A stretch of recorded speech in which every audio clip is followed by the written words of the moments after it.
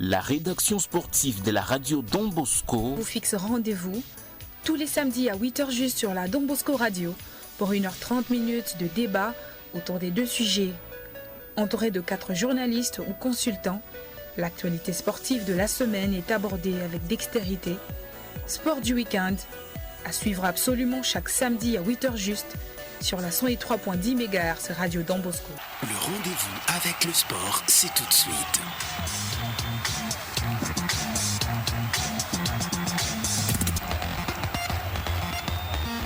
Reste branché. Merci de nous rejoindre sur Don Bosco Radio, mesdames, messieurs, en ces 1er mars 2025. Vous êtes à l'écoute de la radio Don Bosco en partance vers la ville montagneuse de Likasi. Vous nous écoutez depuis le village Sumbiriri. Vous êtes avec nous depuis Samboa. Bienvenue dans votre émission sportive Sport du week-end.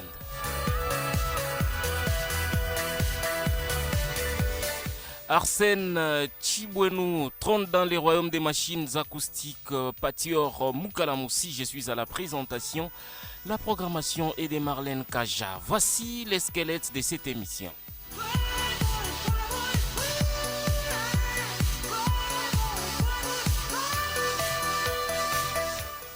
Dans cette émission, aujourd'hui, nous vous parlerons des Illico Cash Ligue 1, championnat d'élite en République démocratique du Congo, avec la manche retour de la phase classique de ces championnats. Tout à l'heure, les cheminots du football club Saint-Éloi Lupopo affrontent la formation de Sa Majesté Sanga Balende au stade Frédéric Kibasa à Maliba. Nous vous parlerons également, mesdames, messieurs, des 8e de finale allée de la Ligue de champions de l'UEFA, prévu bien évidemment ce mardi ainsi que mercredi. À toutes et à chacun, bienvenue et voici que nous ouvrons cette émission sportive sport du week-end par cet opus et je vous reviens juste après pour accueillir les analystes sportifs avec nous. Bien, mesdames, messieurs, vous écoutiez cette très belle chanson des Werason, un titre qui a fait plaisir radio en ces 1er mars 2025.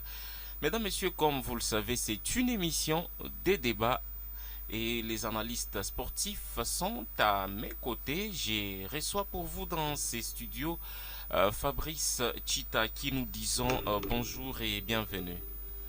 Bonjour à vous, Patior. Bonjour à tous ceux qui suivent Don Bosco Radio ce matin. Écoutez, c'est toujours un plaisir de vous retrouver.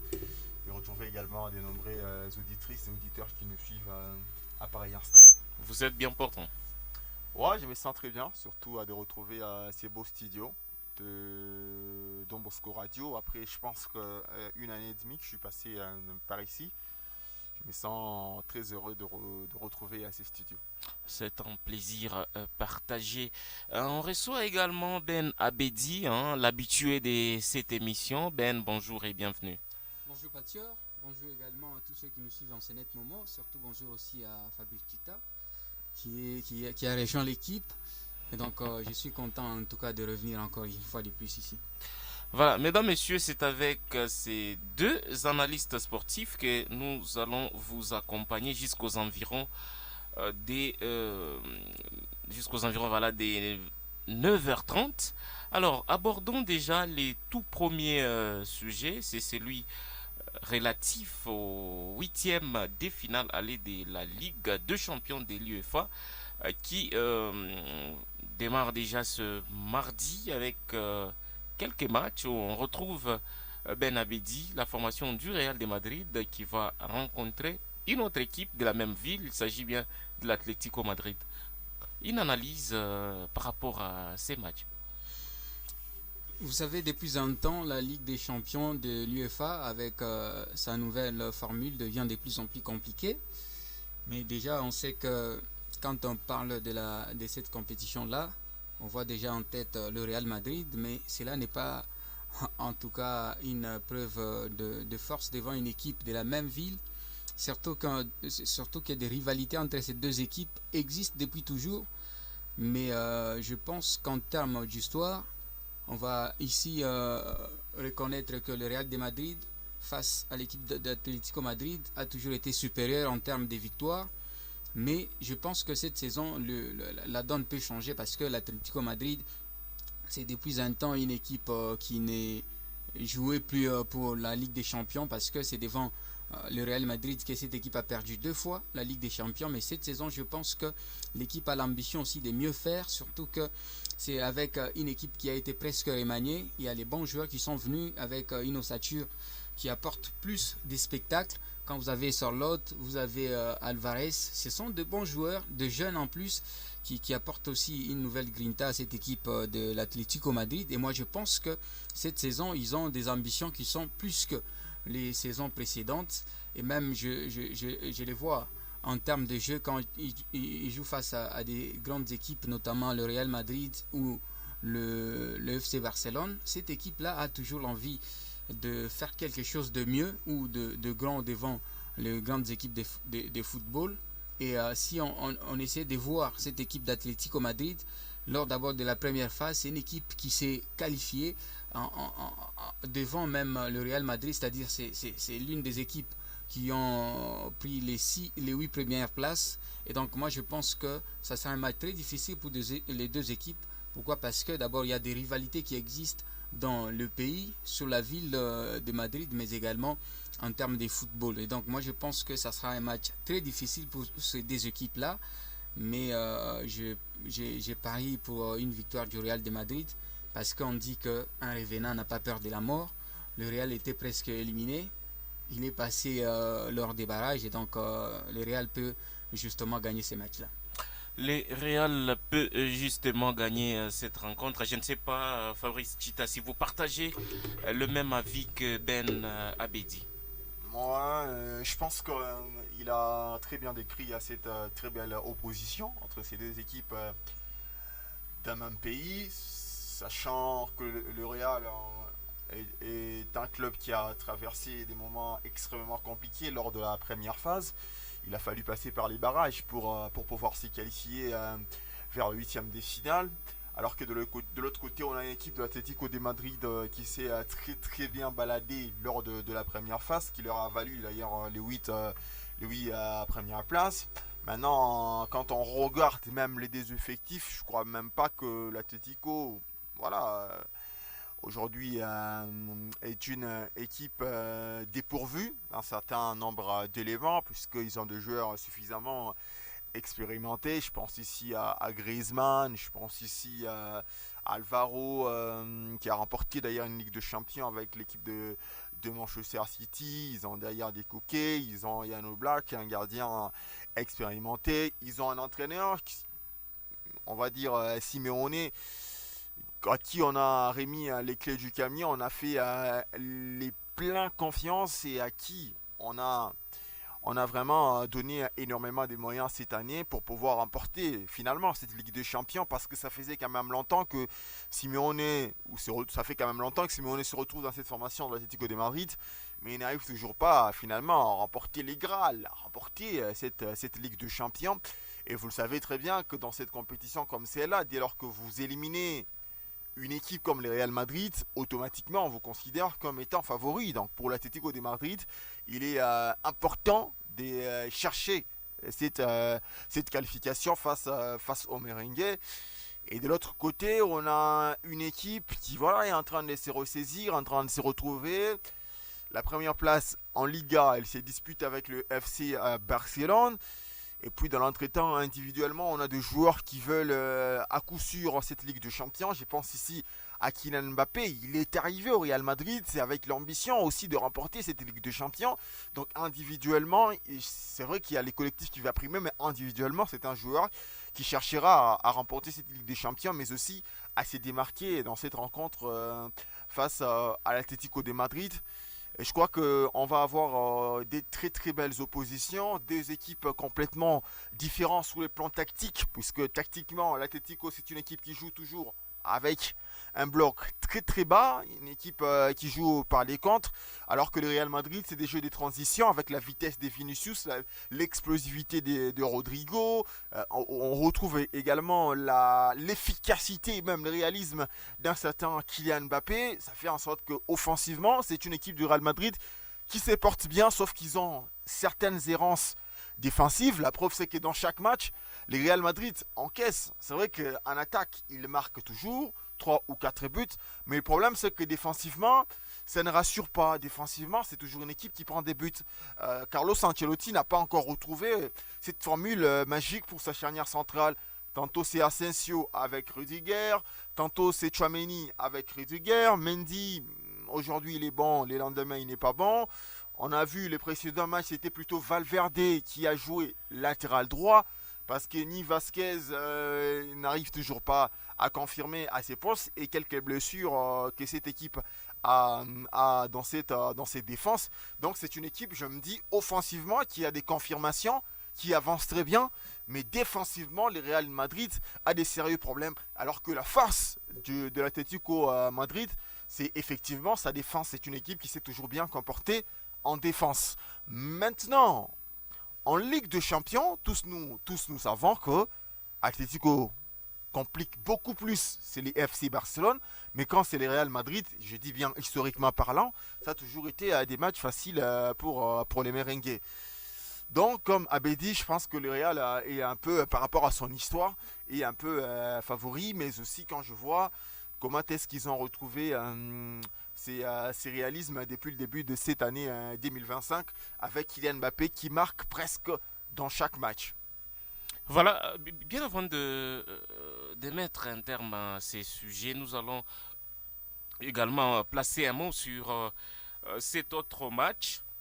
C'est un rapport avec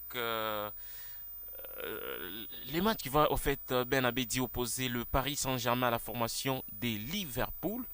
Les deux équipes, toutes habituées justement à cette étape de la compétition. Comment est-ce que vous trouvez les enjeux de ces matchs? Je pense que c'est les matchs les plus difficiles de cette étape de la compétition parce que nous tous, on a vu quand même les performances de Liverpool, mais également la performance du Paris Saint-Germain. Certes, c'est une équipe qui est passée lors des barrages, mais quand vous regardez les fonds du match, c'est une équipe qui vous marque 10 buts. Et donc, offensivement, c'est une équipe qui a quand même des attaquants qui ont trouvé des nouvelles formules. On critiquait beaucoup plus Dembélé parce qu'il ratait des occasions même devant le but, même si les gardiens n'est pas dans le but. Mais aujourd'hui, c'est un Dembélé qui peut marquer 2 triplés d'affilée, qui peut faire beaucoup de doublés au cours d'une semaine ou 2 semaines. Et donc, je pense que Luis Enrique, avec sa nouvelle équipe, a trouvé quand même des joueurs qu'il faut, à la place qu'il faut. Parce qu'aujourd'hui, par exemple, Dembélé n'est plus un ailier. Mais avec les Paris Saint-Germain actuellement, Dembélé devient un attaquant des pointes et il marque beaucoup de buts. Mais aussi en termes des joueurs qui peuvent jouer la transition, je parle de la médiane, nous avons quand même des bons joueurs avec les Paris Saint-Germain qui sont capables au moins de créer des belles transitions, de créer des décalages et tout. Et donc en termes d'abord d'effectifs, les Paris Saint-Germain c'est une équipe actuellement qui a, je pense, qui est l'une des équipes qui ont des beaux effectifs. Parce que déjà quand vous regardez sur tous les plans, sur tous les compartiments, il y a quand même les joueurs d'expérience qui sont mélangés aux joueurs des talents. Je parle ici par exemple de Joao Neves, je parle ici des Vitinha, qui sont des médiateurs très expérimentés, mais également qui ont plus de talents. Et sur presque tous les compartiments, le Paris Saint-Germain a une très bonne équipe. Mais cela ne veut pas dire que c'est face à une équipe qui n'a pas de très bons joueurs. Ça sera un match très compliqué parce que Liverpool aussi a des très bons joueurs et on a vu même lors de l'étape passée, c'est la meilleure équipe de la Ligue des Champions, premier classé, mais aussi avec des attaques qui sont tonitruants ou flamboyants, notamment Mohamed Salah, qui moi je considère actuellement comme le meilleur joueur du monde parce que ce qu'il fait c'est énorme. Il est, je pense, il a contribué au moins à 50 quelques de buts avec Liverpool cette saison. Il a été le métronome de cette équipe lors d'abord de la phase des poules, mais il a aussi été exceptionnel avec la même équipe, que ce soit en championnat, que ce soit dans des autres tournois de son pays, et de l'Angleterre. Donc je pense que c'est le meilleur match. Et moi je trouve que c'est un match qui n'est pas beaucoup plus à pronostiquer parce que ça sera très compliqué pour les deux équipes. Surtout que l'histoire nous dit qu'entre ces deux équipes, il y a une parité des victoires, c'est-à-dire 2 victoires du Paris Saint-Germain, mais également 2 victoires de Liverpool. Et cette saison, je pense que ça sera une saison qui va justement départager ces 2 équipes. Non mais écoutez, soyons sérieux, très cher Abedi. Moi, je pense que cette saison, personne ne s'assoit à la même table que Liverpool. C'est la meilleure équipe d'Europe, je peux dire même c'est la meilleure équipe du monde à l'heure actuelle. C'est vrai qu'un match n'est jamais gagné d'avance, mais personne ne peut regarder Liverpool droit dans les yeux, s'il vous plaît. C'est l'équipe qui a fini premier lors de la phase précédente. Liverpool a marché presque sur tout le monde. Real Madrid en a eu son compte. Je pense qu'ils ont battu tout le monde. En Angleterre, il ne faut même pas en parler. City, Arsenal, Newcastle, Manchester United, ils sont en train de taper tout le monde. Ils ont les meilleurs effectifs, même si Abedi, il me présente un peu plus l'effectif de Paris Saint-Germain. Mais regardez, le Van Dijk qui retrouve, on va dire, son meilleur niveau et il est dans sa phase de maturité. Tu as même parlé d'un moment ici, d'un Mohamed Salah qui est le meilleur joueur à l'heure actuelle. Ils retrouvent des McAllister qui sont en train de performer au milieu des terrains.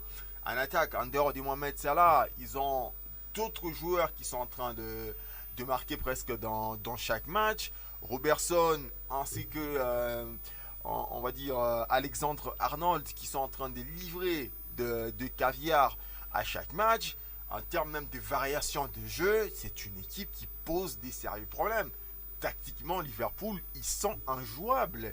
Ils ont un pressing que n'importe quel club a du mal à résister. Moi, j'ai vu comment est-ce que Ancelotti était en difficulté. J'ai vu un entraîneur que j'ai beaucoup d'admiration, Pep Guardiola. Comment est-ce que Liverpool lui a donné des leçons cette année. Donc, je pense que effectivement, le Paris Saint-Germain est au meilleur de sa forme. Ils sont leaders en Ligue 1 française, invaincus depuis le début de la saison. Je pense depuis le 26 novembre dernier jusqu'à aujourd'hui, ils n'ont perdu aucun match. Ousmane Dembélé est en train finalement aussi de marquer dans chaque rencontre. Luis Enrique a mis l'accent sur les collectifs. Donc on a une équipe de Paris Saint-Germain qui mise beaucoup plus sur les collectifs que sur les individualités.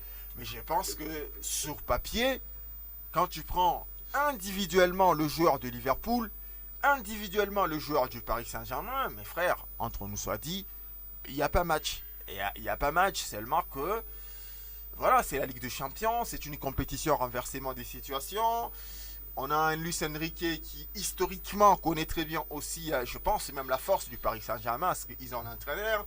Souvenez-vous, quand on parle de la remontada, c'est lui qui, on va dire, qui connaît cette remontada. Quand il était du côté du FC Barcelone, il avait infligé cette remontada au Paris Saint-Germain. Quand il arrive du côté du Paris Saint-Germain, la saison dernière, les FC Barcelone avaient battu cette équipe parisienne en France, mais lui, il a réussi à éliminer Barcelone, on va dire, en Espagne. Il avait une nouvelle fois cette baraka-là de nous offrir une nouvelle fois cette remontada-là. Donc c'est un entraîneur qui a son vécu, qui a une histoire au niveau de cette compétition qui est la Ligue des Champions. Mais les Liverpool d'aujourd'hui, moi je vous l'ai dit une nouvelle fois, c'était un rouleau compresseur. J'ai du mal à voir une équipe résister, même si on va attendre ce que Luis Enrique va devoir nous réserver. Moi je pense que ma peur dans tout ça, c'est que c'est vrai, Liverpool a une équipe qui se connaît très bien parce qu'ils ont évolué pendant longtemps ensemble. Mais du côté parisien, il y a quand même ces jeunes joueurs-là qui sont capables de multiplier, de se transcender pour justement aller chercher une victoire. C'est vrai, ils ont raté la première partie de la phase des poules, mais c'est une équipe qui revient en force. Rappelez-vous, l'équipe a été battue par Manchester City 2-0 en France, mais l'équipe a eu en tout cas cette détermination de renverser la tendance, 4-2 au final. Et puis c'est une équipe qui était presque éliminée, même dans la zone rouge, mais qui est revenue en force. Et aujourd'hui, on peut quand même voir une équipe des Paris Saint-Germain qui peut même avoir des bonnes équipes, alors que c'est une même équipe. Parce que quand vous regardez sur tous les compartiments, par exemple, à la défense, si on ne fait pas jouer, par exemple, Vitinha, Marquinhos, il y a Pacho qui peut jouer, il y a quand même sur toutes les places, il y a quand même des bons joueurs, par exemple. Je vois souvent à l'attaque, si on ne joue pas avec Dembélé comme étant un attaquant de pointe, on peut jouer avec Gonzalo Ramos. Il y a Dembélé qui peut jouer presque sur toute l'attaque. Et donc, moi, je pense que en termes de connaissances ou en termes d'expérience, Liverpool a quand même plus d'expérience. Le fait que l'équipe évolue ensemble pendant longtemps. Mais avec cette jeune équipe du Paris Saint-Germain, c'est qu'il y a quand même des joueurs qui sont capables de doubler leurs énergies. Question d'aller chercher une victoire. Surtout que c'est une équipe qui a raté sa première phase. Donc je pense que cette équipe-là est une équipe revenante, mais qui va chercher à tout prix à prouver à suffisance que cette saison, c'est la nôtre. On doit toujours aller titiller les titres. Surtout qu'on a raté, je crois, 2 fois cette coupe-là. On a d'abord perdu face au Bayern Munich en finale, et puis on a été sorti dans les Caridas par... ils n'ont jamais remporté, mais comment ça défaut? Ils l'ont toujours raté. Oui, c'est ce que j'ai dit, ils ont raté presque 2 fois ou 3 fois cette Ligue des Champions. Raté, et cette saison, je pense qu'ils ont cette idée de dire non, ça peut être la nôtre. Et donc je pense que c'est ce qui fait même la force du Paris Saint-Germain, c'est quand même d'avoir de jeunes joueurs capables de se transcender aujourd'hui. Il y a des Désiré Doué, il y a quand même des joueurs comme des Vitinha, des Neves, des Barcola et tout. Et donc c'est ce qui peut même faire la force, surtout que ce sont des matchs qui se jouent en aller-retour. Liverpool peut-être a battu toutes les grandes équipes parce que c'était un match, un seul match, mais ça sera un aller-retour. Et c'est là que je vois les dangers de Liverpool. C'est là que vous voyez les dangers de la formation de Liverpool. Vous pouvez également participer dans cette émission sportive tout en nous laissant vos SMS au 097 36 13 225 097 36 13 225. Réagissez par rapport à nos 2 sujets. Nous parlons de la Ligue de champions de l'UEFA, mais aussi des Illico Cash Ligue 1, championnat d'élite en République démocratique du Congo. Parlons à présent du championnat national de football dans sa phase classique. Manche retour, plusieurs rencontres se sont disputées en début des semaines et ça va également se poursuivre cet après-midi dans l'antre du stade Frédéric Kibasa Maliba où les Chimènes du Football Club Saint-Éloi Lupopo seront aux prises devant la formation de Sa Majesté Sanga Balende. Fabrice Chita, vous avez eu justement assisté au récent derby de Lubumbashi. Comment est-ce que vous voyez les niveaux de Lupopo devant cette formation de Sa Majesté Sanga Balende? Il n'y a pas eu de derby. Hein. Moi, j'étais au stade, j'étais en train de dormir. En tout cas, j'ai vu votre publication. Vous avez parlé d'un derby qui n'avait pas d'accrochage, même pas d'intensité. Il n'y avait pas de derby. Je pense qu'il y avait une équipe qui était en noir et blanc et une autre qui était en jaune et bleu. C'est tout ce que j'ai vu dans ce match. Des 2 équipes, je pense qu'on a appelé Mazembe, le Popo, mais je n'ai rien vu de Mazembe, je n'ai rien vu de le Popo. Donc je ne peux pas en tout cas analyser le Popo sur ce que j'ai vu de ce derby-là. Donc s'il faut que j'analyse le Popo, je vais occulter, je suis désolé de le dire, je vais occulter les matchs qu'ils ont joués contre le TP. Je vais prendre le Popo, je pense, de l'avant derby, et il y a le Popo peut-être de la manche aller de cette phase. Et comme je l'ai dit plusieurs fois sur différentes radios, c'est que le Popo, c'est une équipe qui me fascine beaucoup. Et c'est une équipe qui, forcément, à mes yeux, est impressionnante. C'est vrai que ça sera face à Sanga Balende, mais au stade Kibasa Maliba, cette année, il n'y a que Bazano qui a résisté face à le Popo. Donc c'est une équipe qui a tapé tout le monde là-bas. Donc Mazembe a été abattu là-bas. Don Bosco a été battu là-bas, le Lubumbashi Sport a été battu là-bas. Au fait, tout le monde a chuté face à le Popo au stade Kibasa Maliba de la commune Kenya. C'est devenu même son entrée. On dirait que Kibasa, c'est plus un stade pour tout le monde. C'est devenu un stade appartenant au FC Central Popo. Ils ont vraiment réussi à incarner ces stades-là face à une équipe de Sanga Balende qui effectivement aussi est sur une très bonne dynamique. Hein. Ouais. N'oubliez pas que Sanga Balende revient de 3 rencontres sans défaite depuis le début de cette phase retour. Ils ont gagné Bazano, c'était par forfait. Ils ont fait un match nul à l'extérieur, je pense, contre contre Blessing. Ils ont fait un match nul contre la formation de l'US Panda il n'y a pas longtemps. Donc Donda Mopao, on sait que cette formation de Sangabende est aussi ambitieux. Il veut que Sangabende puisse rester dans les 6 équipes afin de retrouver la phase des playoffs. Mais ça va être extrêmement compliqué, ça va être difficile pour les anges essaims du Kassai de pouvoir rivaliser avec cette équipe du FC Saint-Ouen Popo qui est la 3e meilleure attaque de la compétition. Derrière les tout-puissants Mazembe ainsi que derrière l'équipe de Tanganyika. La 2e meilleure défense de la compétition derrière l'équipe du tout-puissant Glebert Mazembe.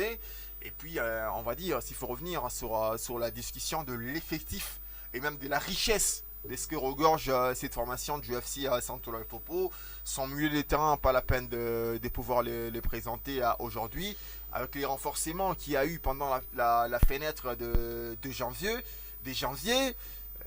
Jeff Kiala qui est venu de Tanganyika, qui à mes yeux était un joueur excellent. Maxwell Jumeku, il n'a pas marqué dans le derby, mais je pense qu'avant le derby, il avait marqué un but.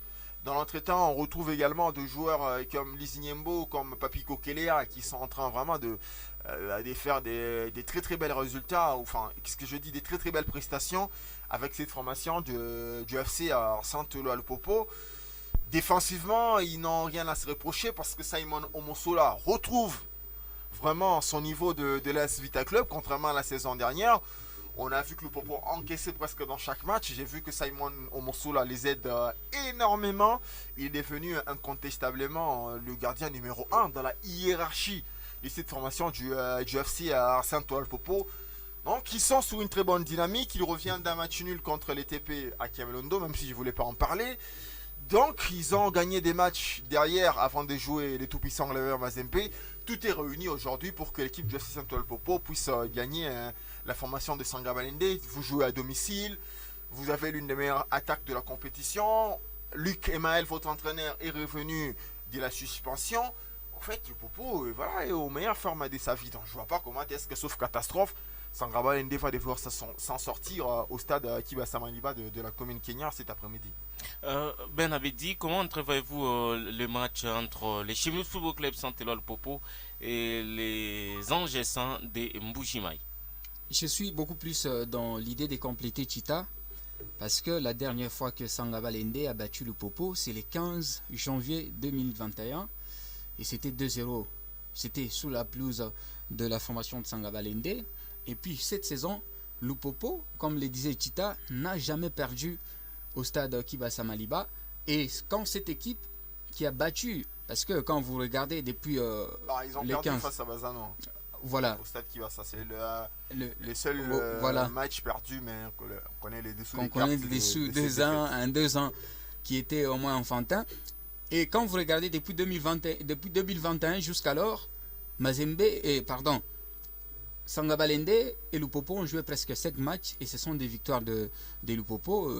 La dernière en date de la phase aller de cette compétition, 1-0 que Lupopo a battu Sangabalende, c'était justement chez lui à la maison. Et donc, avec tout ce que Lupopo peut présenter cette saison, je ne vois pas Sangabalende arrêter cette dynamique de cette équipe de Lupopo, surtout que c'est une équipe qui vient des matchs nuls face à Mazembe, et sachant que Lupopo est toujours en concurrence avec Mazembe pour que cette saison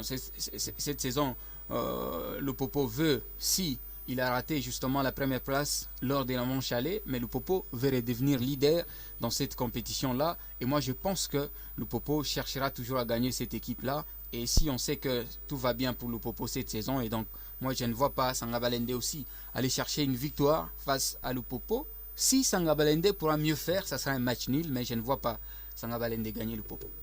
Voilà, venons-en un tout petit peu sur les matchs disputés le mercredi entre les TP Anglebert Mazembe et la formation du FC Tanganyika. Fabrice Chita, Mazembe qui a battu le FC Tanganyika, mais commençons d'abord par techniquement, comment est-ce que vous avez trouvé les niveaux de cette formation du FC Tanganyika? Mais Tanganyika m'a beaucoup plus marqué dans ces matchs. Moi, j'ai été plus séduit par Tanganyika qui par Mazembe. Hein. Je suis désolé de le dire. C'est les résultats, effectivement, étaient en faveur de Corbeau. Mais dans les jeux, on va dire dans la production du jeu, dans la circulation des balles, dans les petits espaces, l'occupation du terrain. Mais Tanganyika nous a tous bluffés. Ceux qui étaient au stade vont être d'accord avec moi qu'ils ont été plus impressionnés par Tanganyika que le TP. Toute la seconde mi-temps, Mazembe était incapable de faire 5-6 passes. Mazembe, c'était on a le ballon, on dégage, Tanganyika, il vient, ils construisent, ils essayent, ils ont des corners, ils ont des coups francs.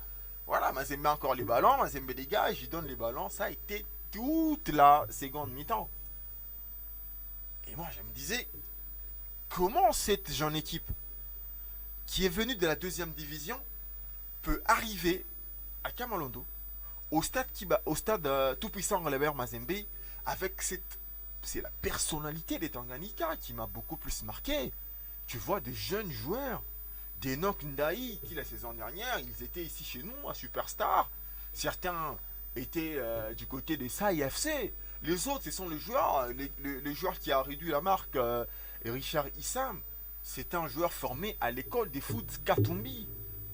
Ça veut dire que c'est des jeunes joueurs, mais quand ils arrivent face au TP, mais vous sentez l'engagement, l'envie, la volonté, l'engouement. Ils sont ambitieux, ils ne sont pas venus limiter le dégât.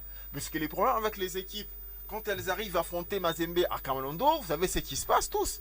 Parce que on joue tous avec un bloc bas, on attend des contres, on limite les dégâts, on ne veut pas que Mazembe puisse nous humilier, etc. Mais à 2-0, tu vois une équipe de Tanganyika qui continue à attaquer. Mais je me dis, mais cette mentalité, elle est venue d'où? Cette mentalité, ouais, mais même Vita Club, j'ai pas vu Vita Club avoir cette mentalité. Je n'ai pas vu Lupopo avoir cette mentalité. Je n'ai pas vu Don Bosco, des équipes historiquement fortes. Mais comment Tanganyika peut être décomplexé à tel point de priver à Mazembe les ballons dans son stade? Ça veut dire que techniquement, c'est des joueurs qui n'ont rien à envier.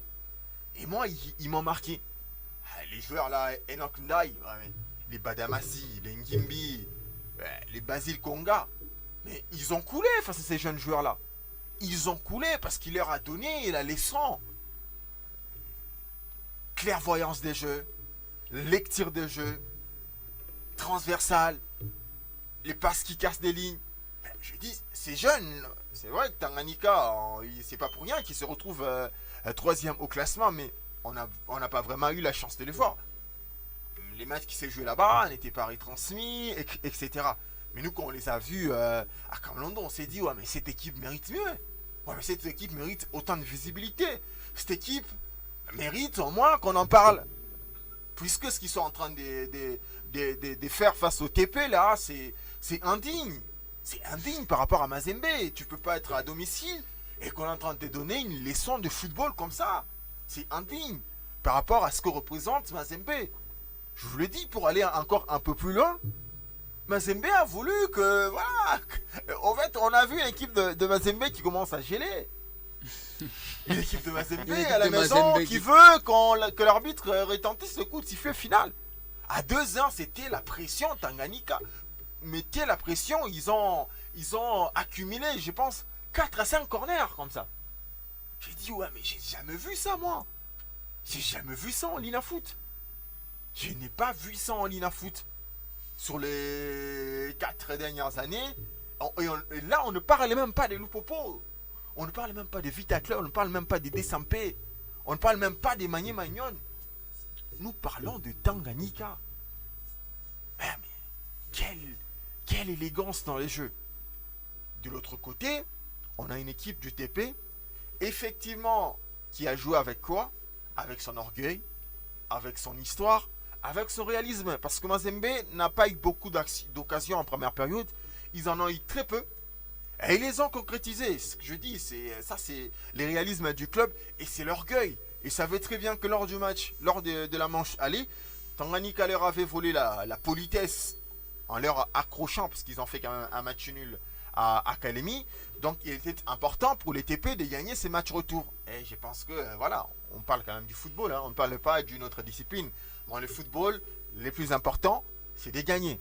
Donc tout ce que je viens de dire ici sur Tanganyika, possession, circulation des balles, etc. Mais au finish, nous, qu'est-ce qu'on va retenir? Parce que Mazembe a gagné ces matchs. Et c'est les plus importants pour une équipe de football. Donc la Mindia, il ne va pas trop s'en vouloir. C'est vrai que nous, on va chercher les détails, etc. Mais Mazembe a fait les gros. Les gros dans ces matchs-là, c'était d'abord de gagner. Parce que tu revenais quand même d'un match nul face au FC et à Santo Popo. Tu as besoin quand même de te conforter en tant que leader du groupe. Donc il était important de pouvoir gagner ces matchs contre cette formation de Tanganyika. Et la Mindiaï l'a fait. Et donc le Corbeau l'ont fait. Donc techniquement, je pense que c'était votre approche. J'ai vu que Mazembe avait beaucoup d'insuffisance sur le plan technique. Dongala, qui est arrivé au club comme étant défenseur, mais il a joué ses matchs comme ailier.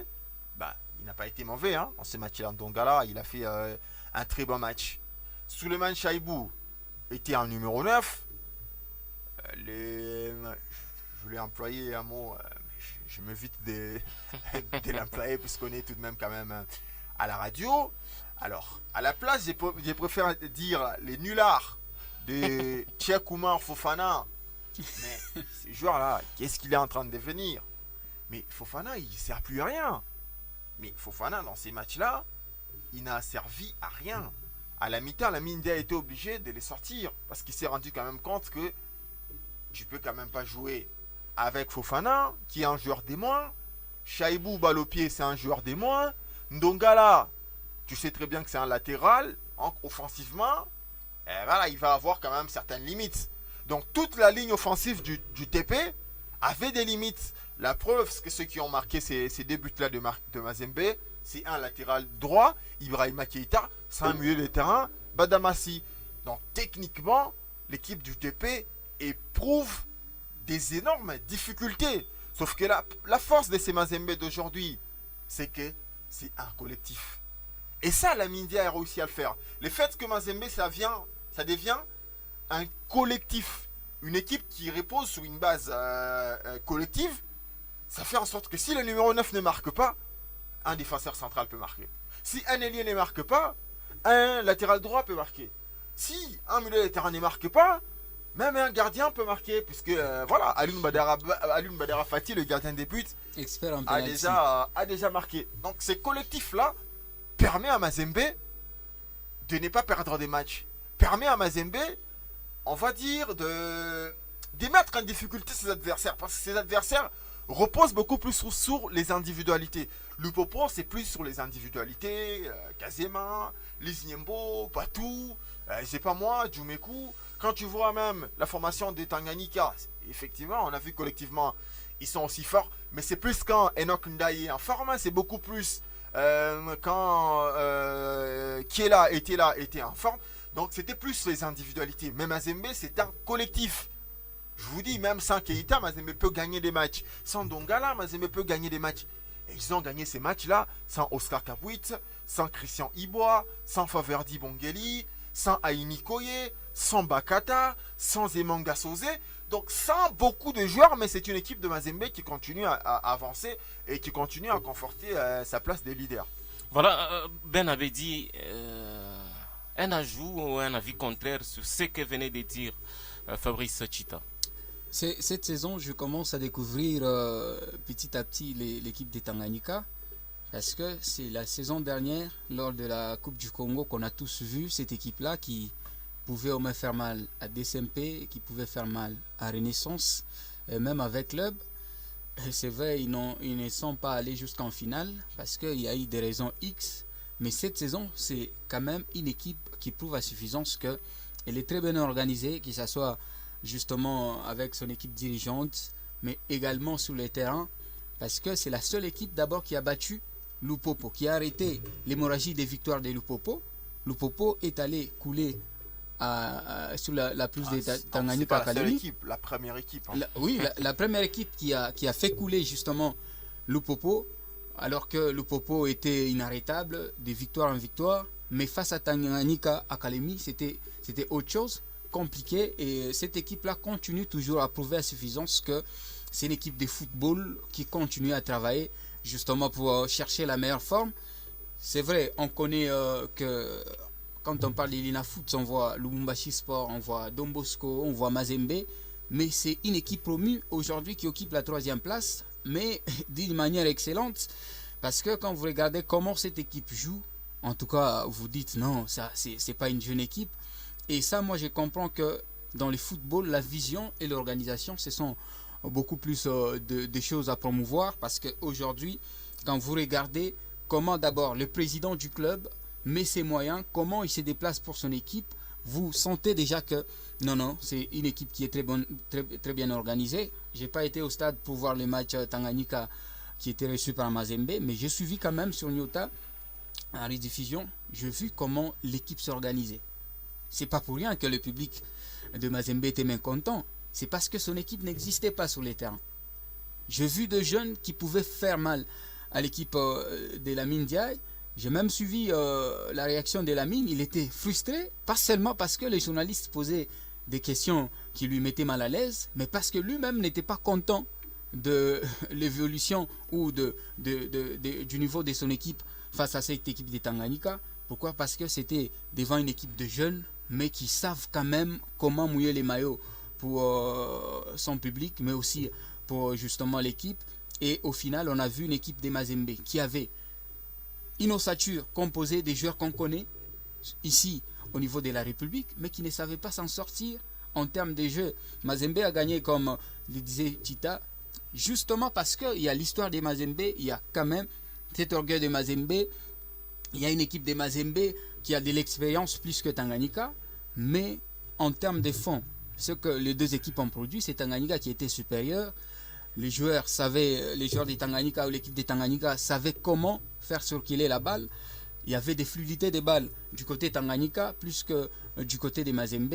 Mais je pense que Mazembe, ce qui a justement beaucoup plus aidé cette équipe, c'est parce qu'il y avait quand même les joueurs de renom. Il y avait un coach qui a plus d'expérience, que ce soit lors des matchs de la Ligue des Champions ou soit lors des matchs du championnat. Et ce qui a fait ce qu'on a vu Mazembe gagner au final.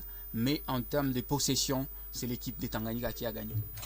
Fabrice Chita, parlons un tout petit peu des à côté de ces matchs-là, TP Mazembe et la formation du FC Tanganyika. Pourquoi les fans du TP Englebert Mazembe étaient mécontents? Vous étiez au stade. Qu'est-ce qui s'est réellement passé? Bon, ce qui s'est passé, c'est qu'en seconde mi-temps, c'est Tanganyika qui avait la possession. C'est Tanganyika qui a privé à Mazembe le ballon, comme je venais à peine de l'évoquer. Il y avait Chaibou et Merzen Nimbi. Selon la compréhension des supporters, ils étaient déjà épuisés. Alors, selon la compréhension des supporters, ce sont ces deux joueurs-là qui ont fait en sorte que Mazembe ne puisse pas posséder les ballons. Ils avaient besoin de voir, ils sont au stade pour ça, ils ont besoin du spectacle, ils ne peuvent pas aller au stade et en train de voir leur équipe en train de couler. Donc ils ont besoin d'aller au stade, voir ces Mazembe qui est entreprenant, ils ont besoin d'une équipe de Mazembe déterminante, une équipe de Mazembe qui est ascendante par rapport à son adversaire. Mais quand ils se rendent compte que dans les jeux, c'est Tanganyika qui au fait est en train de le compliquer, et que dans l'entretemps, il y a des joueurs, je dis bien selon les fans, hein. Je dis pas selon l'entraîneur. Parce que attention, la vision de l'entraîneur et la vision des fans, elle est différente. Et ça, c'est une parenthèse que j'ouvre. Puisqu'il y a des joueurs où tous nous, on s'est dit qu'il a fait un très mauvais match.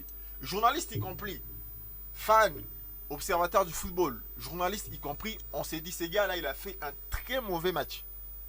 Mais dans la tête de l'entraîneur, il a fait un bon match. Parce que le football, ça reste un jeu de rôle. Le football, c'est pas seulement avoir les ballons, courir, etc. C'est un jeu de rôle. Donc l'entraîneur, quand il met un schéma tactique, quand il met un dispositif, à chaque joueur, il lui donne un rôle.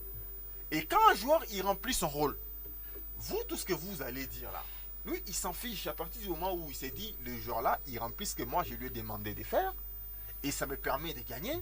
Donc moi, Fabrice Chita, je peux venir au micro et je dis, ouais, mais cet ailier-là, comment il ne driblait pas, comment il ne faisait pas, etc. Alors que l'entraîneur lui a donné un rôle peut-être qui était simple, il faut gêner peut-être la défense de l'équipe adverse à faire la première relance. Il faut, quand tu as les ballons, tu décales un tout petit peu pour permettre à ton latéral de monter. Ça, c'est des choses que moi, je ne connais pas. Des choses qui vont être dites dans les vestiaires. Mais moi, je vais être le premier à crier au micro. Les supporters, on va crier à gauche, à droite. Donc ça, c'est une parenthèse. Donc, pour revenir maintenant au débat, c'est que les supporters, ils ont estimé que Ngimbe était fatigué, Chaibou était fatigué. Là, sur ce coup, selon mon appréhension aussi, je trouvais que Chaibou, il a beaucoup donné dans ces matchs-là. Et il était important pour Mazembe de trouver un autre joueur au milieu des terrains, puisque c'est là que Tanganyika a fait la domination.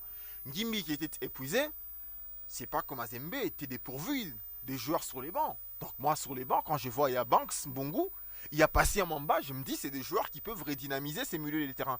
Donc la Mindiaye pouvait effectivement effectuer ces remplacements-là.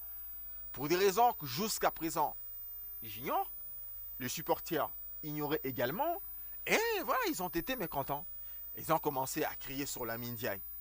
Quand ils ont commencé à crier sur la Mindiaye, la réaction de la Mindiaye aussi, voilà, elle n'a pas été, on va dire, adéquate. Parce qu'il leur a demandé, pendant que le match s'est déroulé, hein, il leur a demandé de venir coacher à sa place. Il dit, ouais, mais si vous criez sur moi, venez alors coacher.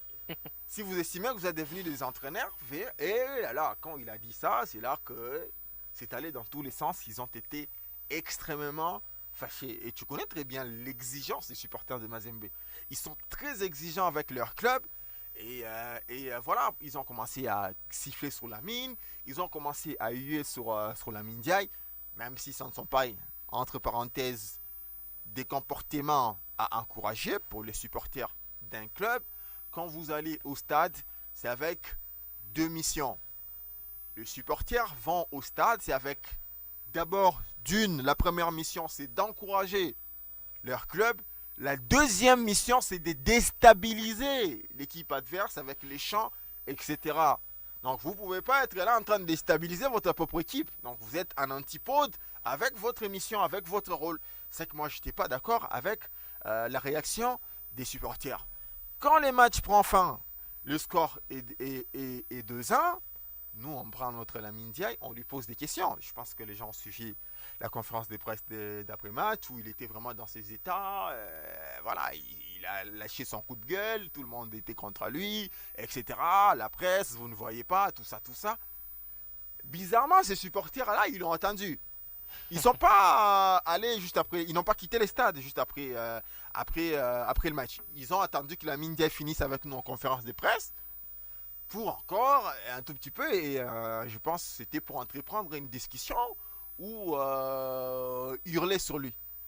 Et quand ils ont hurlé sur lui, lui aussi il a réagi de façon un peu inappropriée. Quand il a réagi de façon inappropriée, certains lui ont lancé des bouteilles d'eau. Et quand certains lui ont lancé des bouteilles d'eau, donc en tout cas c'était vraiment désagréable pour un club qui a gagné un match, pour un club qui a des difficultés aujourd'hui d'enregistrer des joueurs. Voilà, ils n'ont pas recruté, ils sont éliminés en Ligue des Champions. Donc je trouve que Mazembe a beaucoup de problèmes aujourd'hui et il n'est pas important d'en rajouter d'autres. Je trouve que ce que Mazembe est en train de traverser aujourd'hui, c'est extrêmement compliqué. Les supporters à leur niveau, ils ne peuvent pas rajouter des problèmes en tapant sur l'entraîneur, en tapant sur le joueur, en ayant sur l'entraîneur. Ça ne résout rien. Parce que si on va être un peu factuel et on va être honnête avec nous-mêmes, on parle d'une équipe de Mazembe qui est leader au classement, en Lina Foot. On parle d'une équipe de Mazembe qui est la meilleure attaque de son groupe. C'est Mazembe la meilleure attaque. C'est Mazembe, c'est la meilleure défense de ces groupes. Donc c'est la meilleure équipe jusque-là du championnat national. Donc les fans, je suis d'accord, après l'élimination peut-être en Ligue des Champions, mais en Lina Foot, qu'est-ce que vous allez reprocher à Mazembe? Mais c'est la meilleure équipe. Groupe A, groupe B y compris, mélangez tout ce que vous voulez, prenez les chiffres, vous allez être d'accord avec moi que Mazembe, c'est la meilleure équipe jusque-là du pays. Donc à un moment donné, si vous avez, je ne sais pas moi, des revendications à faire, fond des jeux, tel joueur, mais posez-vous quand même des questions. Parce qu'on parlait d'une équipe qui a été interdite de recruter, ils ne l'ont pas fait. Hein. Pendant que le Popo s'est renforcé en mois de janvier, pendant que Tanganyika s'est renforcé au mois de janvier, pendant que Vita Club s'est renforcé au mois de janvier, pendant que Maniema Union s'est renforcé au mois de janvier, Mazembe ne l'a pas fait. Qu'est-ce que Mazembe a fait? Mazembe vous a révélé. Des Faverdi Bongeli, c'est des jeunes que vous ne connaissez pas avant. Des Christian Ibois, c'est des jeunes que vous ne connaissez pas avant. Et des bases, ils n'étaient pas venus pour être titulaires déjà chez le TP. Faverdi Bongeli, il est venu d'une école de foot à Kinshasa, Bellor. Il n'a jamais joué la Lina Foot. Il découvre la Lina Foot. Mais il y a un entraîneur qui est Lamine Diaye, qui lui fait progresser, qui le fait grandir, qui lui fait confiance. Et moi je vous dis, moi à la place de Lamine Diaye, dans les contextes de Mazembe d'aujourd'hui, je quitterai les clubs. Ah, moi je vous dis, hein, moi je suis un entraîneur, j'ai besoin de résultats. Je ne peux pas recruter. Dans l'entretemps, je suis obligé de gagner des matchs. C'est un club à exigence. Il y a des blessés. Oscar Kabwitz est blessé. Il y a des joueurs qui sont endeuillés, etc. Mais tu es obligé de trouver une solution dans une situation extrêmement compliquée. Par-dessus de tout, tu vois les supporters qui t'étapent dessus. Je me dis, moi à la place de la Mindiaye, je déposerai et je partirai. Parce que il y a les résultats, il y a mon image, il y a mon histoire aussi qui entre en ligne de compte. Alors qu'aujourd'hui, les conditions ne permettent plus à n'importe quel entraîneur de travailler. Parce que la Mindia, il peut pister un joueur, on te dit non, nous, on est interdit de recruter. La saison dernière, tu as forgé une équipe avec des BA, des Kinzumbi, on va dire, de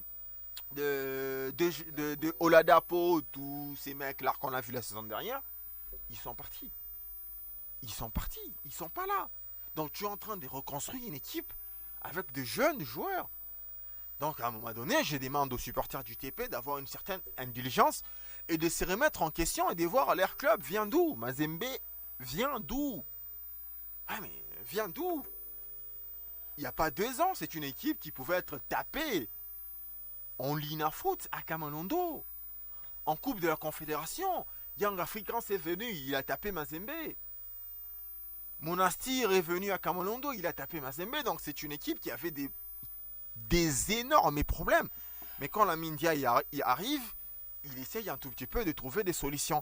Donc il faut que le supporter à un moment donné le comprenne. Il faut que le supporter à un moment donné joue le rôle plutôt que de commencer à donner des leçons à la Mindia. C'est lui qui les aide, c'est lui qui essaye un tout petit peu de récoller les morceaux pour que l'équipe du TP se retrouve jusqu'à présent même leader dans ce groupe. C'est pas évident. Hein.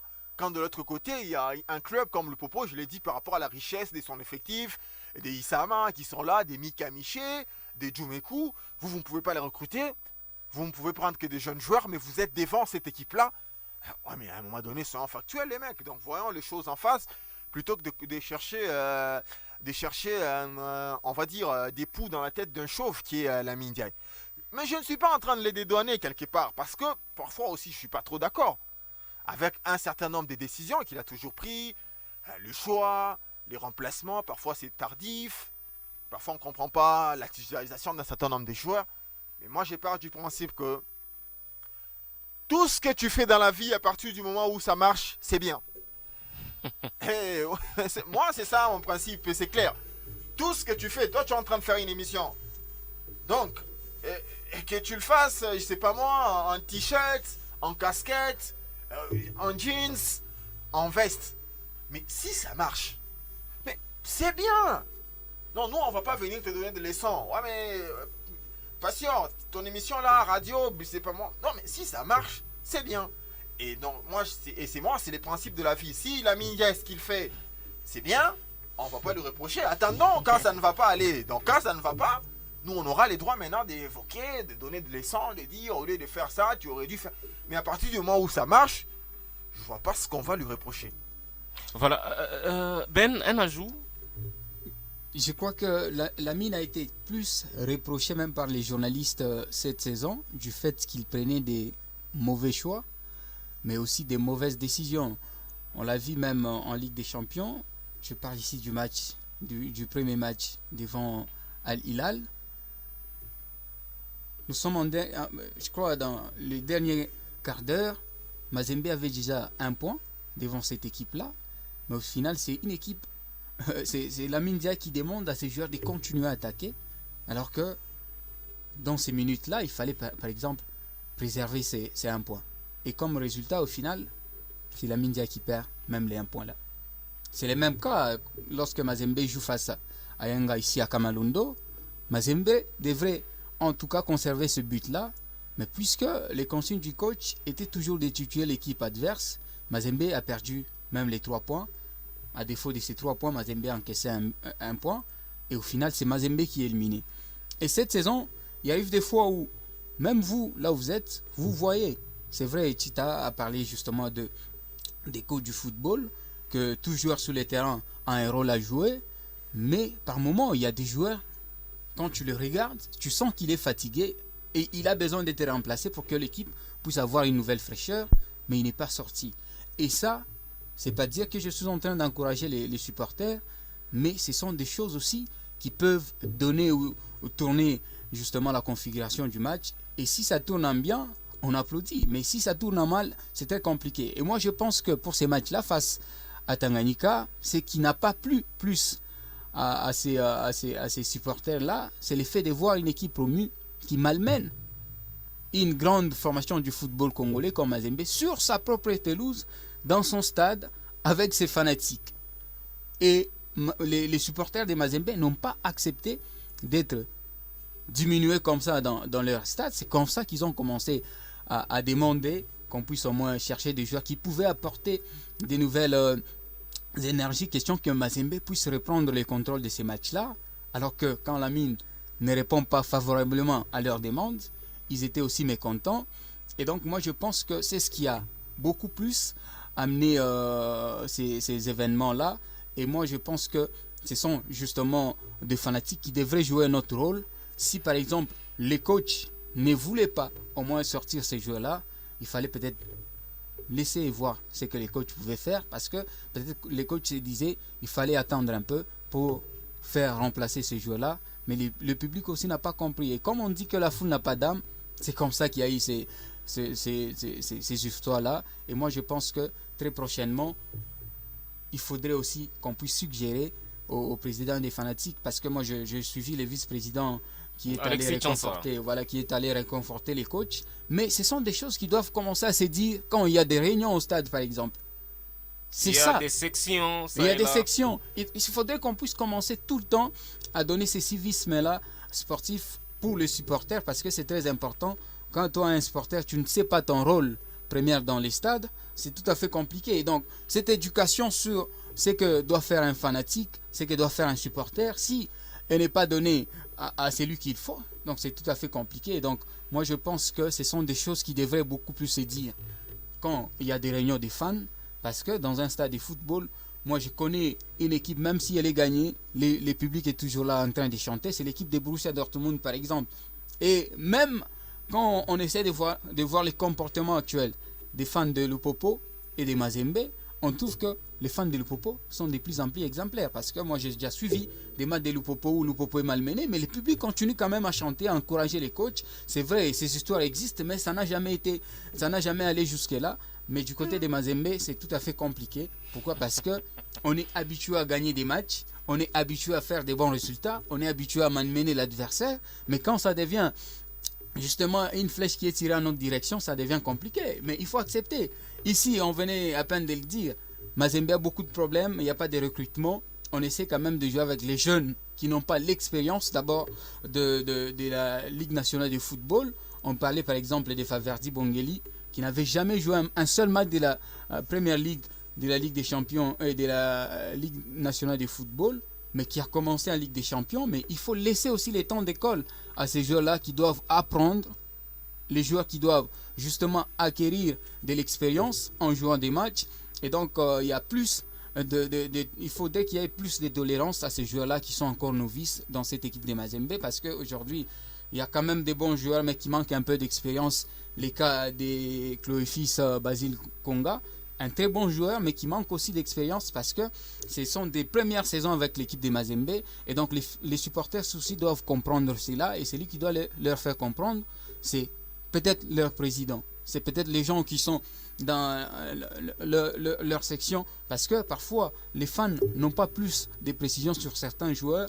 Quand ils les voient sur terrain, ils ont par exemple l'idée de croire non, c'est un joueur qui vient d'une équipe qui jouait la première division. Or, c'est un joueur qui vient de l'académie par exemple. Et donc c'est là que le rôle d'un président de coordination doit intervenir ou d'un président de section, parce que les fans aussi ont besoin d'avoir des idées claires sur leur équipe, mais aussi sur leur rôle dans les stades.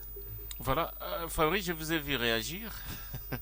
Non mais moi j'ai réagi, c'est quand il prend l'exemple des supporters de Lupopo. Ouais, mais en cette matière-là, les supporters de Lupopo, ils peuvent pas être un modèle. Ouais, Non, un modèle. Vous savez, Lupopo, c'est la seule équipe où vous pouvez voir, même si l'équipe joue par exemple face à Lubumbashi, il y a quand même un public qui est consistant, qui vient apporter les soutiens à ils l'équipe. répondent présents au stade. Mais- J'ai parlé d'attitude. L'attitude, Le voilà. dernier match contre l'équipe angolaise qui les a fait éliminer ici. Ouais, mais ils ont pris les téléphones de l'ancien président Figbo. Ouais. Qu'est-ce qui se passe, frère? Le Lupopo ne peut pas être exemple dans la conduite de fans. Non. Non, pas un exemple, je parle par rapport à Mazembe actuellement. Oui, mais Lupopo, je t'ai dit. C'est parce qu'il y a les résultats. Lupopo, quand ils ont perdu contre.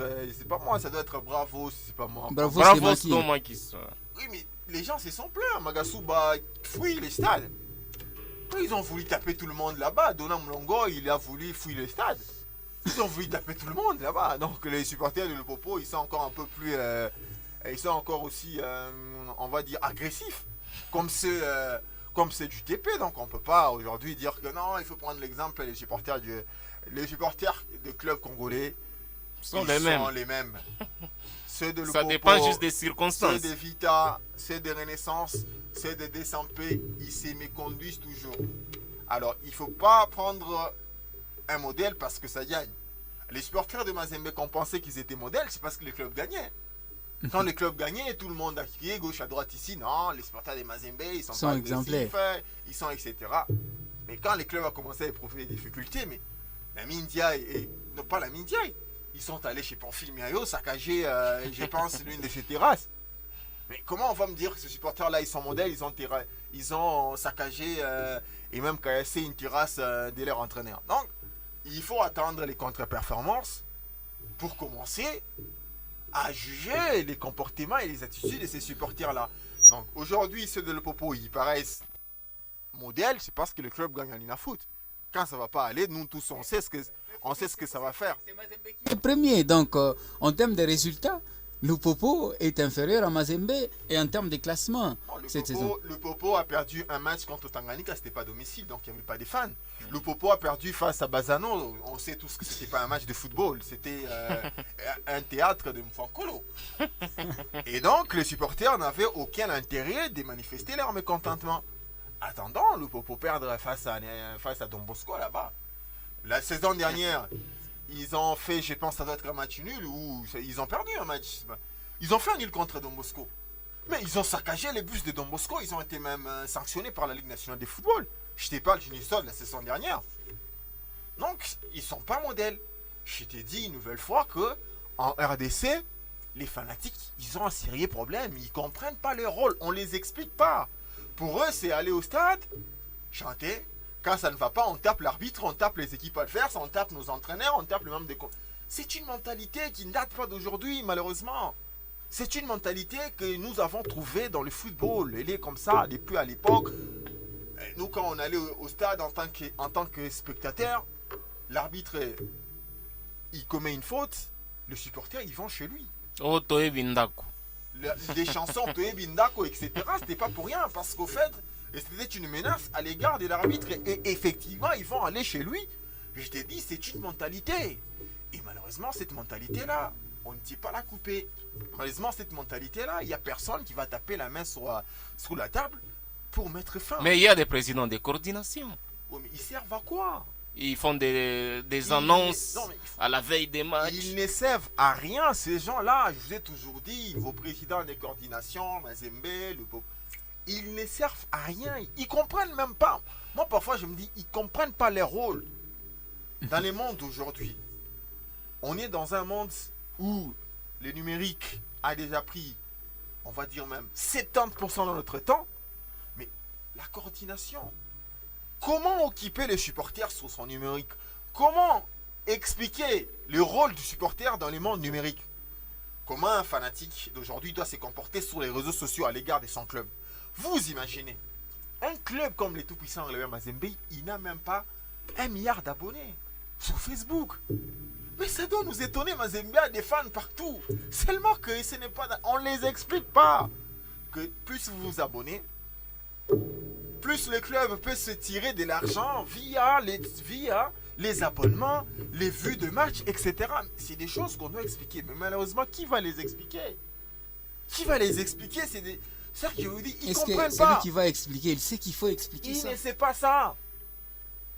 Quand on vous dit que entrer gratuitement au stade et acheter un billet, pour un supporter, les plus importants, c'est acheter un billet. Ce n'est pas escalader les murs ou entrer gratuitement. Puisque quand tu achètes un billet, il y a la clé de répartition. Ton club va bénéficier de quelque chose. Quand tu achètes un maillot, c'est des choses qu'il faut expliquer aux fans. C'est des choses dans des réunions, vous expliquez que le plus important pour un fan, c'est d'acheter un billet, c'est d'acheter des maillots. C'est cet argent-là qui va aider à faire vivre les clubs. Mais quand tu expliques pas ça au club, quand tu expliques pas ça aux fans, vous voulez les populismes. Et tu es Mario Kawel, tu es Philippe Kibawa, qu'est-ce que toi tu veux? Et quand toi tu es là, tout le monde chante. Et toi tu donnes de l'argent. Les fans partout au monde, ce sont eux qui donnent l'argent au club. Ça n'a jamais été le contraire.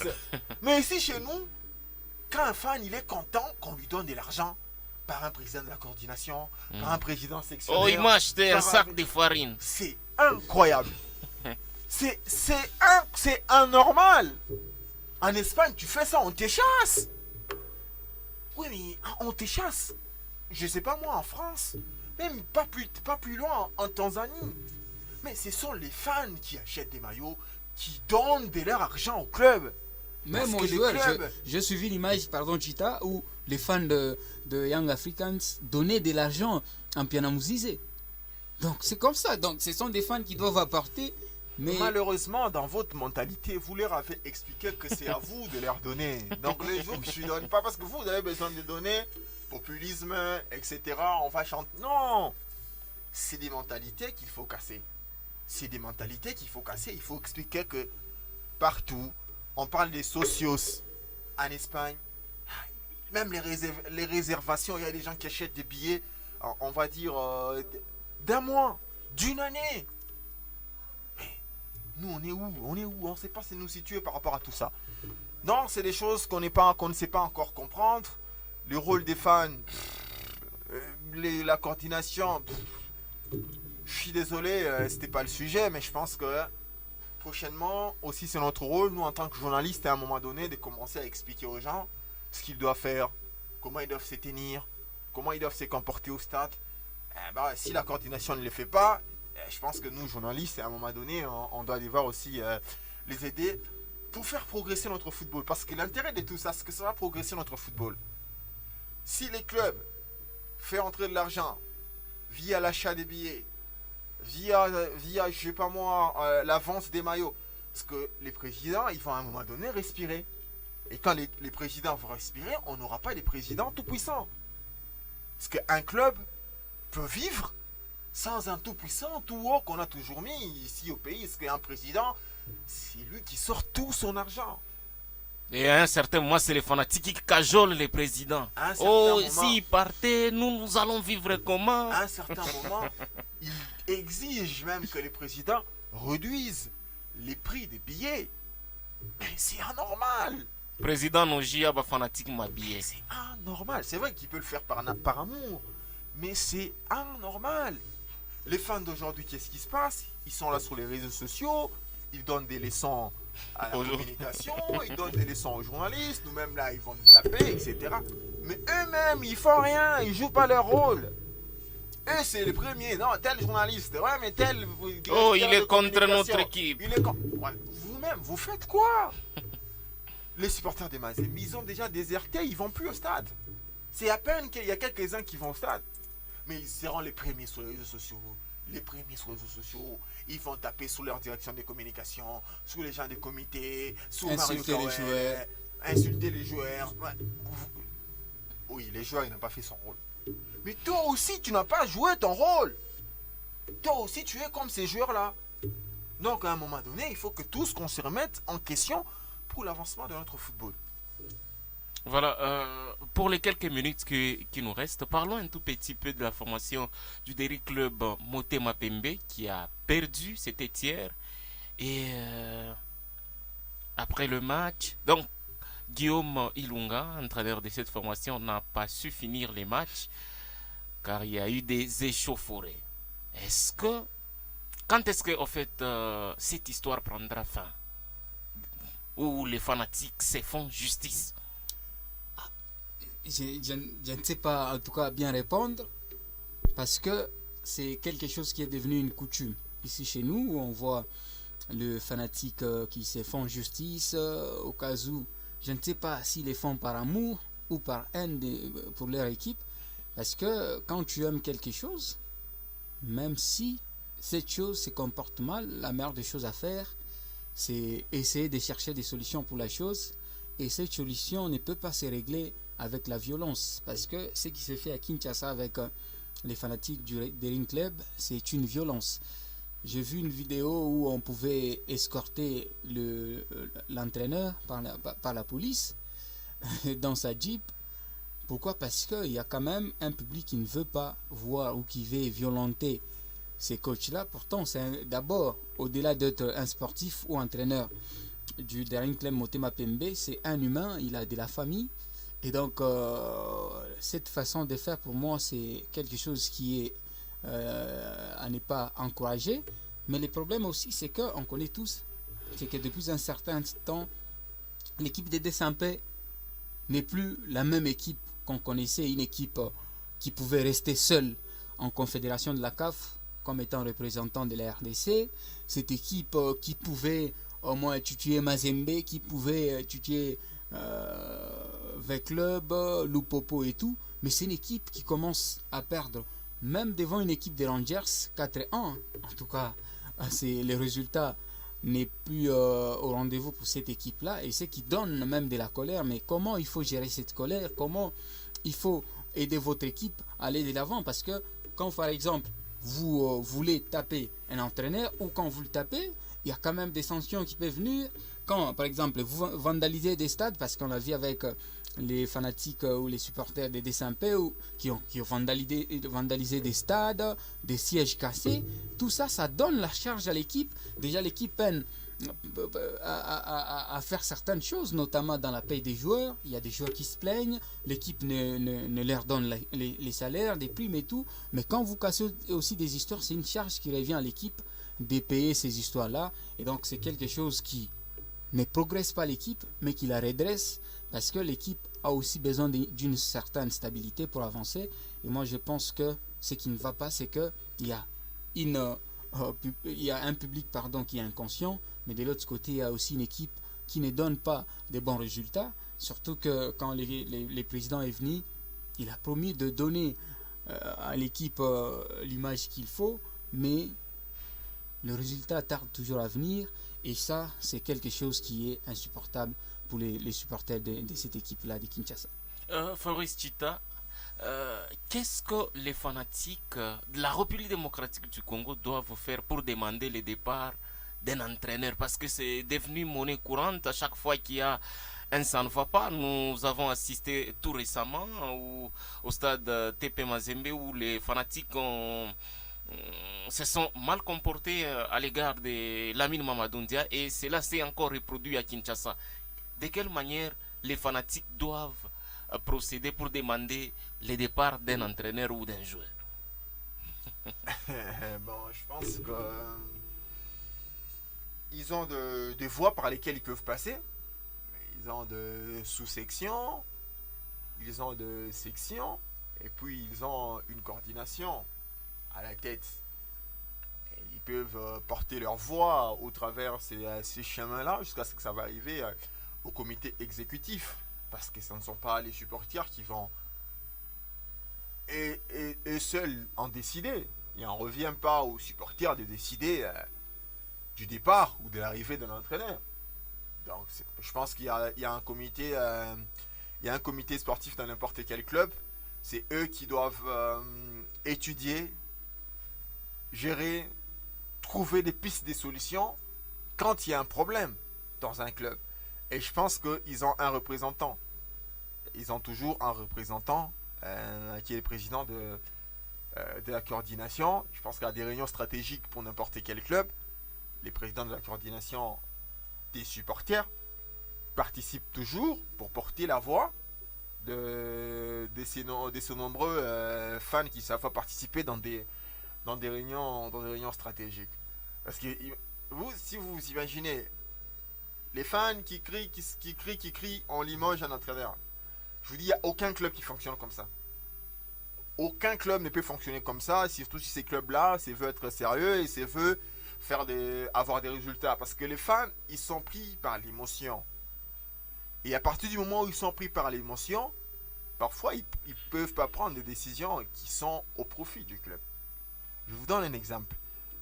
La saison dernière, tous les fans de Kamalondo, je ne peux pas dire tout, la majorité des fans à Kamalondo sont persuadés que Joël Béard, il ne peut pas être joueur de Mazembe, il n'a pas le niveau de Mazembe. Tous, on va dire, ou presque. Mais c'est Béard qui a fait la meilleure saison. Et ils se sont remis en question à la fin de la saison. Ils ont compris que l'entraîneur avait raison. Alors que quand à chaque fois qu'on l'alignait, il criait sur Béard, il huait sur Béard. Mais Béard a fini parmi les meilleurs passeurs du club. Béard a permis à son club de Mazembe de se retrouver où? En demi-finale de Ligue des Champions. Et il a été acheté. Il a fait rentrer l'argent au club. Maintenant, si toi tu commences à suivre ces émotions-là des fans, etc., tu ne vas rien faire. Tu ne prendras que des décisions à l'encontre de la réalité. Voilà pourquoi on exige qu'il y ait un comité exécutif. On va dire ce comité sportif parce que eux, ils ont une froideur dans l'esprit. Ils ont la tête sur les épaules. Ils ne peuvent pas prendre des décisions à la va-vite. Parce que pour décider, qu'est-ce qu'il faut faire? Il faut voir les résultats. Il faut tenir compte d'un certain nombre de choses. Est-ce que c'est sportivement qu'on a failli ou pas? Mais les fans ne vont pas comprendre. Par exemple, dans le contexte de celui de Mazembe aujourd'hui, les fans, ils vont dire non, c'est la mine, c'est la mine. Mais les comités sportifs, s'ils sont sérieux, ils ne vont pas prendre cette décision-là. Parce qu'ils vont se dire, la Mindia, il a trouvé un problème. Le problème, c'est qu'on ne pouvait pas recruter. Ça, c'est pas un problème. Ça, c'est pas un problème qui concerne l'entraîneur. Les départs des joueurs, ça, c'est pas un problème qui concerne l'entraîneur. Donc, ce sont des situations qui handicapent le travail de l'entraîneur. Donc, on ne peut pas déjà automatiquement prendre la décision à bras les corps seul venant des supporters. On va la considérer, mais on ne va pas tout de suite la prendre. Donc les supporters des clubs en RDC, qu'est-ce qu'il faut faire aujourd'hui?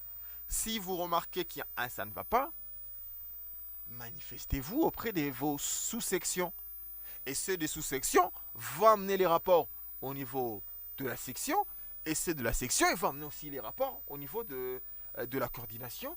Et quand la coordination va faire parvenir les problèmes-là au niveau du comité du club, je pense que c'est là qu'on va voir si ce que les fans réclament, ça tient la route, ça tient debout ou pas. Là, il appartiendra maintenant au comité d'exécuter parce que ce sont eux qui dirigent les clubs. Ce ne sont pas les fans qui dirigent les clubs et ils ne sont pas là pour rien. Ils sont là, c'est prendre pour des décisions fortes pour les clubs. Voilà, Ben avait dit un mot par rapport à ce que la formation des V-Clubs traverse. Il y a eu les départs de leurs partenaires turcs. Midwest, ses partenaires est parti et l'équipe traverse un tout petit peu des moments difficiles. Certains fanatiques vont plus loin jusqu'à demander le départ d'Amadou Diaby. Le club, en tout cas, moi je vis cette équipe-là depuis un certain temps, mais je me rappelle qu'il y a presque 4 ans que V-Club n'arrive plus à donner l'image qu'on connaissait de cette équipe. Et je pense que c'est depuis le départ de Amissi Kumba Tango Fort. Et aujourd'hui, je comprends que c'est peut-être lui qui faisait la force de cette équipe. Parce que quand il quitte V-Club et qu'il prenait en charge son équipe de Maniema Union, il y a un changement radical à cette équipe. Une équipe qui jouait peut-être pour le maintien, mais aujourd'hui qui commence à jouer pour les interclubs de la CAF, ce qui veut dire le leadership et la vision qu'avaient ces grands messieurs du football a manqué à l'équipe de l'As Victoria Club, parce que on a essayé avec Bestine Kazadi, ça n'a pas été, et aujourd'hui c'est Amadou Diaby qui essaie aussi, ça ne va pas. Et donc je pense que aujourd'hui l'équipe de V-Club manque un visionnaire. L'équipe de V-Club manque celui qui peut avoir de la créativité, parce qu'aujourd'hui quand on félicite par exemple Katumbi, c'est celui qui a une bonne vision.